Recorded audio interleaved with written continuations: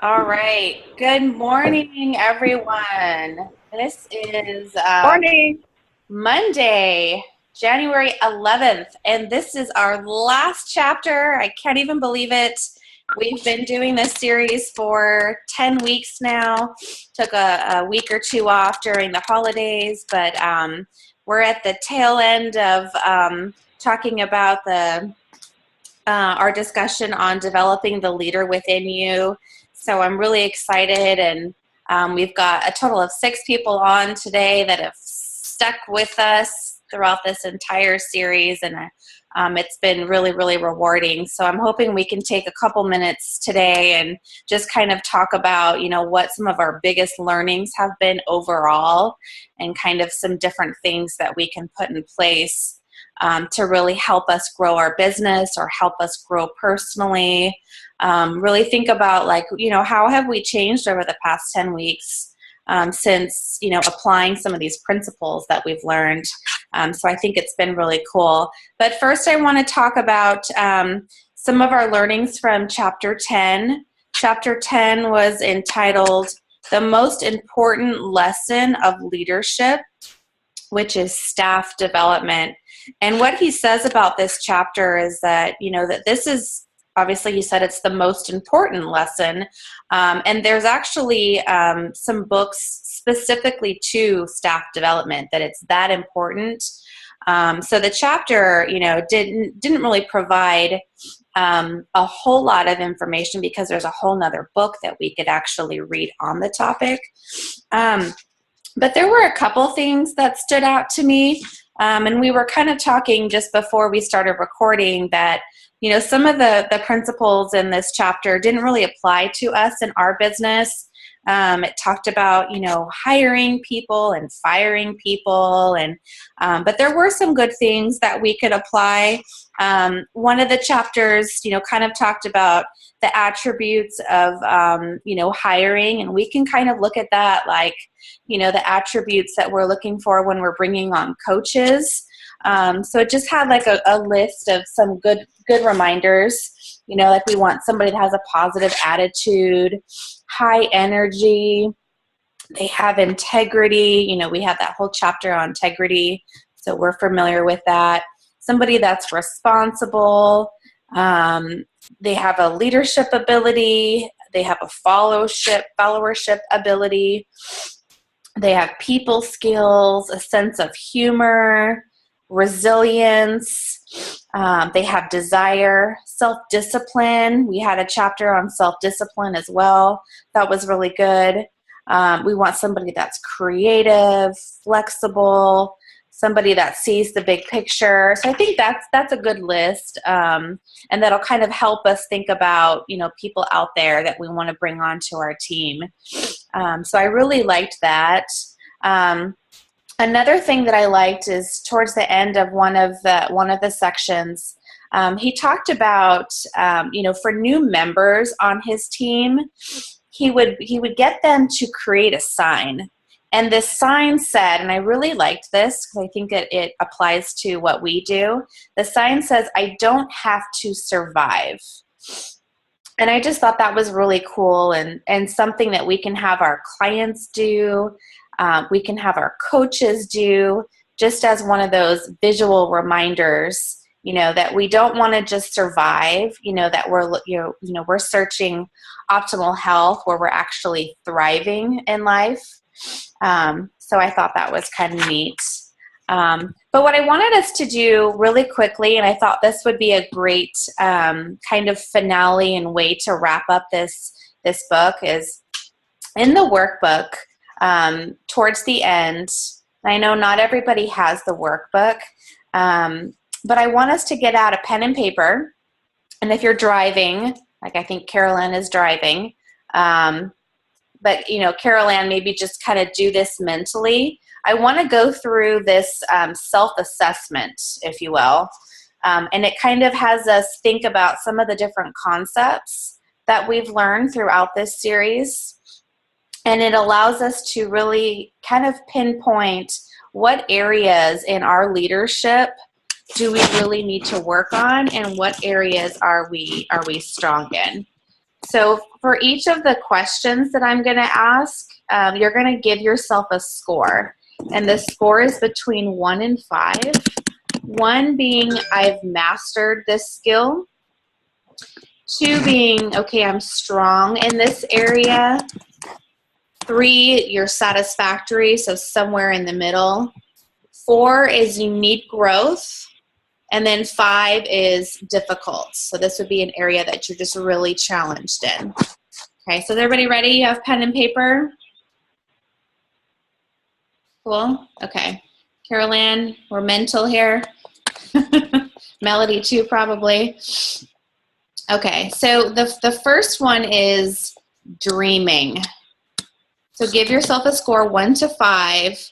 You know, and when you're scoring yourself, think about this is kind of how I did it. I thought about me personally, how well do I dream myself? And then as a mentor and as a coach to our clients, how well do we help our clients and coaches dream? And then it's what it says about dreaming is never let go of a dream until you're ready to wake up and make it happen. In working with leaders, I've often asked myself, does the man make the dream or does the dream make the man? And then my conclusion, both are equally true. Okay, next one is goal setting. So think about yourself. How well do you goal set? How disciplined are you in doing that every single month? And then again, you know, how well do you help your coaches and clients set goals? And a goal is a dream with a deadline. So if you don't know what you want and where you're going, you will get there to nothing. Oh, sorry, you will get next to nothing and end up nowhere. So that's the second one. Third one is influencing. So the very essence of all power to influence lies in getting the other person to participate. And we can really think about that with our coaches is, you know, how well do we influence our coaches to stay in action and participate? And even our clients too. Try and keep them active on our client sites, get them on support calls, get them to come to our events. People do not care how much you know until they know how much you care. We heard that quite a bit throughout this series. Okay, next one is personal organization. I think we had a chapter about this. I think it was chapter 8. Organizing is something you do before you do something, so that when you do it, it's not all mixed up. And that was actually Christopher Robin in Winnie the Pooh. That was a quote. Okay, next one is prioritizing. He is a wise man who wastes no energy on pursuits for which he is not fitted, and he is wiser still who, from the things he can do well, chooses, oh gosh, my eyes are blurry today, chooses and resolutely follows the best. Resolutely, sorry.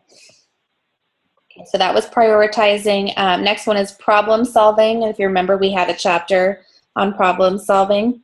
The majority see the obstacles, the few see the objectives. History records the successes of the latter, which oblivion is the reward of the former.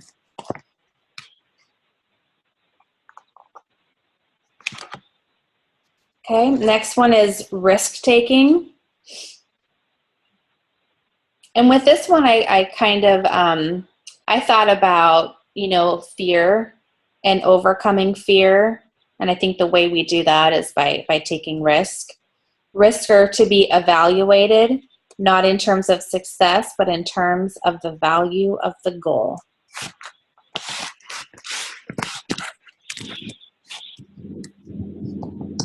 And then we have decision making. Your decisions will always be better if you do what is right for the organization rather than what is right for yourself. And I know we've talked about that concept in the past is, do any of us go into this with how is this going to help me? How is this going to help my business?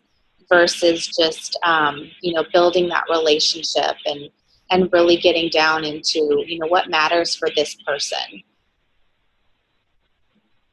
So that's decision making. Creativity is the next one. There's always a better way. Your challenge is to find it. Man's mind, once stretched by a new idea, never regains its original dimensions. And then this is, the concept from this chapter is hiring and firing. So we could kind of look at this as, bringing on new coaches or bringing on new clients, really however you want to look at it.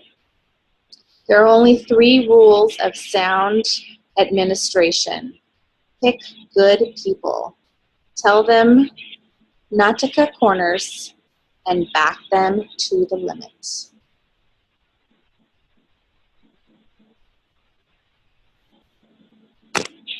Okay, and our last one is evaluation.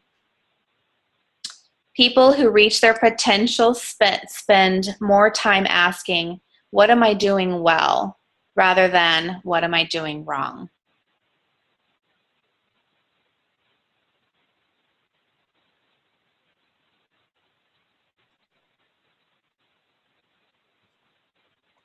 And that was the last one. Did everybody get a score for themselves? You don't have to add them up or anything, but does anybody want to share? Just kind of raise your hand if you want to share, what stood out after looking at that.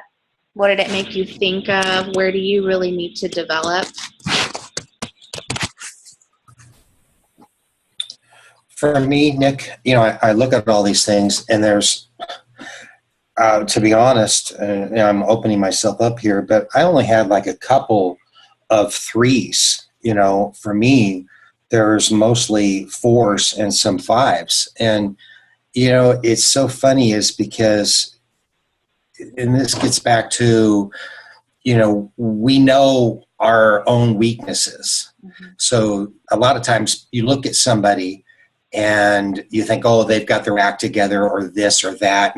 And so if, like you were evaluating me, even though we know each other superficially, we don't hang together, but we've known each other for a couple of years now, you would probably have scored me much higher than I scored myself because, and so this really gets back to an understanding that most people are that way and they really need personal development.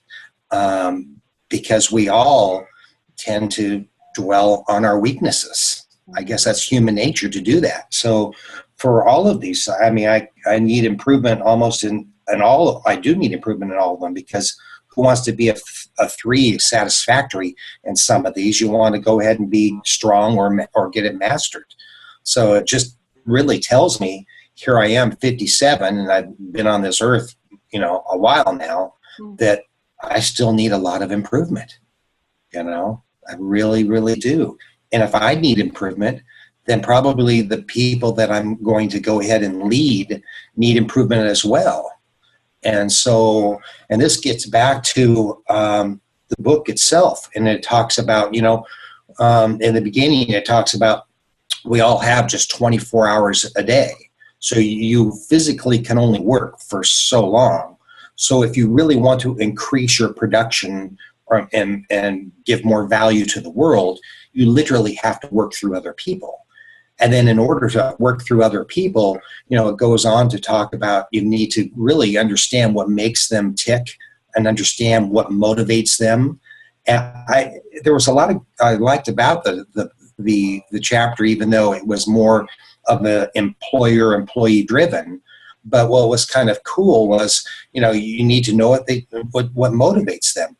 They talked about you can compel somebody to do something, and this is as an employer, or you can persuade them, and you're going to get far more production out of somebody by persuading them and finding out, what their goals are and what they want to accomplish, And so, as far as assessing myself here, there's a lot of improvement I need to do on this, a lot of improvement. Well, that's why we're here. Yep, that's why we're here. Right. So did you find, the way that I asked you guys to kind of score it is to think about yourself and then to think about yourself as a coach or mentor. Did you find that, maybe you were proficient in those areas, but maybe you weren't passing it on to your clients or coaches? And maybe that's why your score is the way it is? Or do you personally feel like you still need to work on those things as well? I think you need to work on them yourself first. Right. And then you can pass them along. It's just like everything, you can bring somebody in as a coach or as a client, and they still have to have the motivation for themselves to want to go ahead and improve. I can't will somebody to lose 20, 30, 40 pounds if they really don't want to, right? Right. Yeah. So there has to be a certain amount of motivation on their part, ultimately. But, yeah.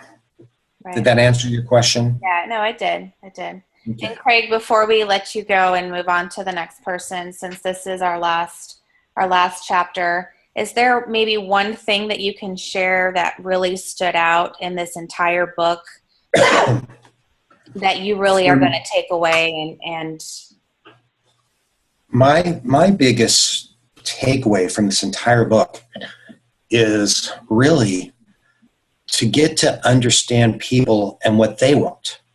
And once you understand what they want and help them develop a strategy to get what they want, then and help them along the way, then the world's your oyster.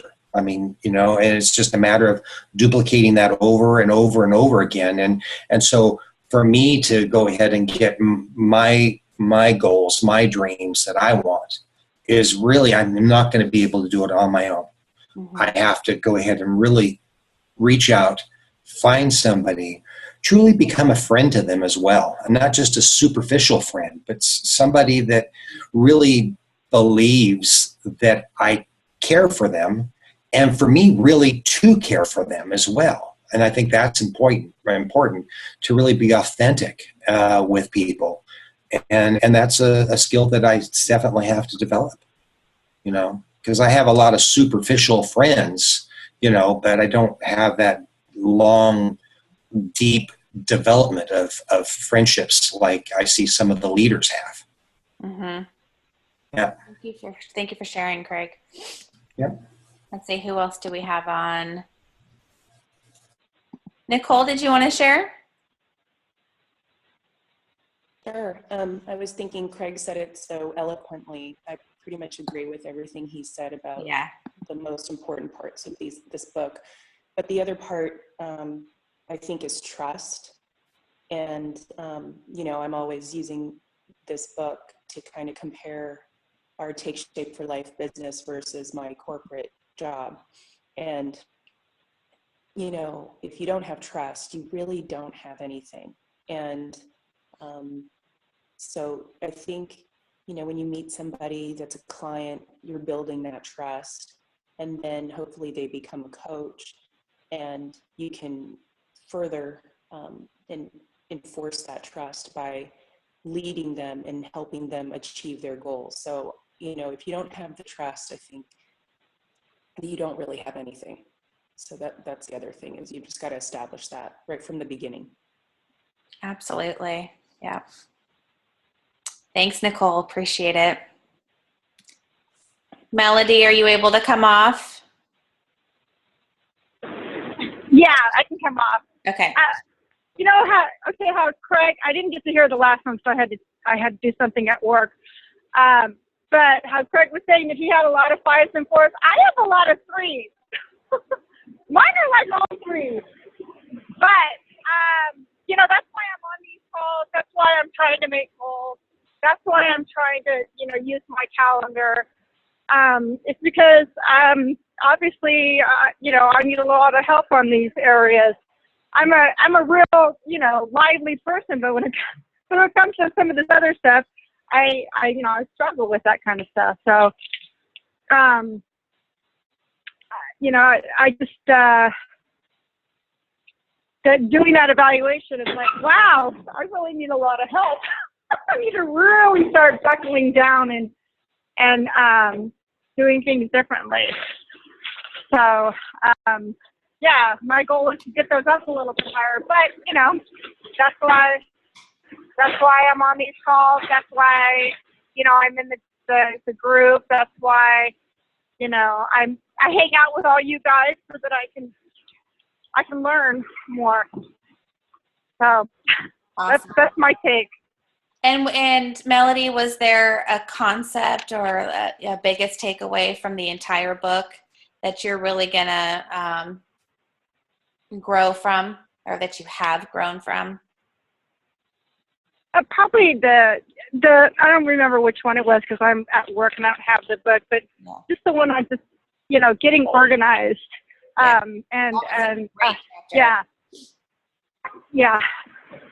So that's what I need to get, and I'm working on it. It's a slow process, but I'll get there. Hey, I got a calendar invite from you. So yeah, you're definitely working on it. And I think I've got, let me see, because I've set in my goal to get my 10,000 steps by 6 a.m. and then my personal development from 7 to 8. I am at 16, almost 17,000 steps, so I'm ahead of the game.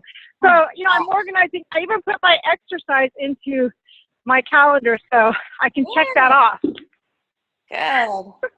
Yeah, that's one of the things I'm working on too, is really, I feel like I'm pretty organized and I have my systems down, but there's definitely room for improvement in being more efficient. And I think I might pick Carol Ann's brain on that one, since that's one of the biggest ones I'm working on. But really just putting everything in your calendar, right down to, this hour I'm going to work for Take Shape for Life, and this is what I'm going to do. This is going to be, following up on my likes this hour. This half an hour is going to be a 30-minute walk. This hour is going to be, client check-ins, and just really being disciplined with those income-producing activities. So I love that, Melody, and just in working with you, I see you're growing in that area. So I think that's awesome. So keep that chapter flagged and refer back to it. It had some really great, same kind of like self-evaluation tools in it. So you can look back and kind of reevaluate yourself in a couple of months where you're growing. I think that's really cool. So thanks for sharing, girl. Thank you. Thanks. And then, Carol Ann, are you able to share? I know you're driving.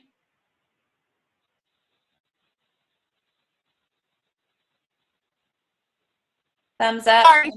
There you are. Hi. Hi. I think for me, the biggest book was, don't care how much you know until I know how much you care. Mm-hmm.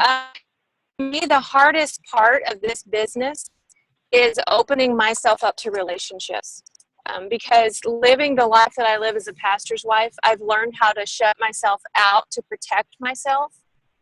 And so it's been really hard and challenging for me to try and develop relationships with people as clients, and then, as my new coaches as well, just because I'm so used to shutting people out to protect myself. Mm-hmm.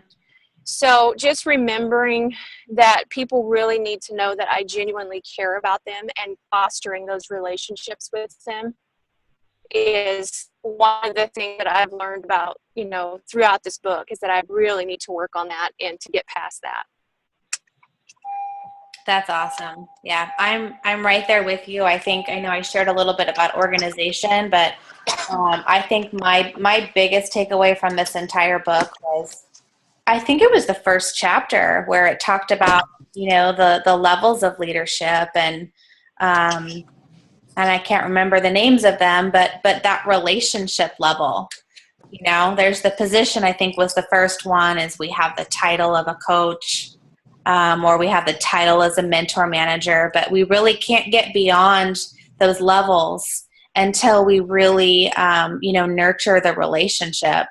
And I know even in taking the evaluation, it kind of stood out to me that I really need to understand my people better, understand my clients, understand my coaches, build trust. Nicole was talking about trust. But this is a relationship business, and we can't grow a big business until we've really connected with our people and been genuine. And so, yeah, I think that's something we're all working on. So thank you for sharing. Anything stand out to you? I know you weren't able to kind of write down your scores, but as you were thinking about them, was there anything that stood out? I mostly scored. I was kind of like Craig. I scored some 4s and obviously 5s in organizing and those things, because we talked about that last week. But low numbers came to like dreaming and those types of things, because I have the dream, but I don't really like follow through with them because of, like you said, the fears that we have. Mm-hmm. So yeah, some of those lower numbers, I need to get past my fears so that I can have a higher score. Yep. Awesome. And you have the tools to do that, right? Mm-hmm. Yep. Yeah, which is nice. So anybody want to add anything else before we wrap it up? Any final thoughts? Hey, Nicole, I just want to say thanks for doing this whole series and organizing it, because I think it'll be really good for a lot of people to, be able to listen back on. So that's all I want to add. Aw, thanks, girl. No, I think you guys, I'd say it's early for me. It's early for a lot of us. We've been disciplined to stick through it for 10 whole weeks. I think that's awesome. And to be at week 10 and still have, a good handful of people that have really made that commitment to themselves.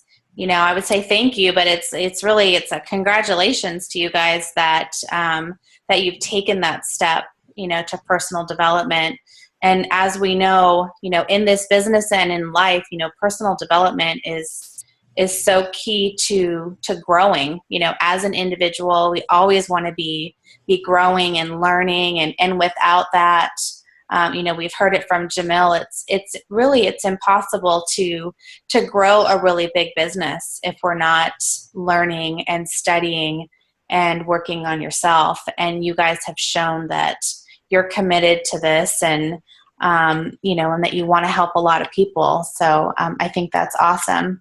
So I'm going to wrap it up. And again, thank you so much. And if you're listening to the playbacks, I hope that this series was helpful for you. And please, as it's posted in our group, share your takeaways, and we will continue this with another book. I'm sure we'll discuss, what our next book is going to be. But thanks so much, you guys, and I hope you have a great week. Thanks. Bye, guys. Bye.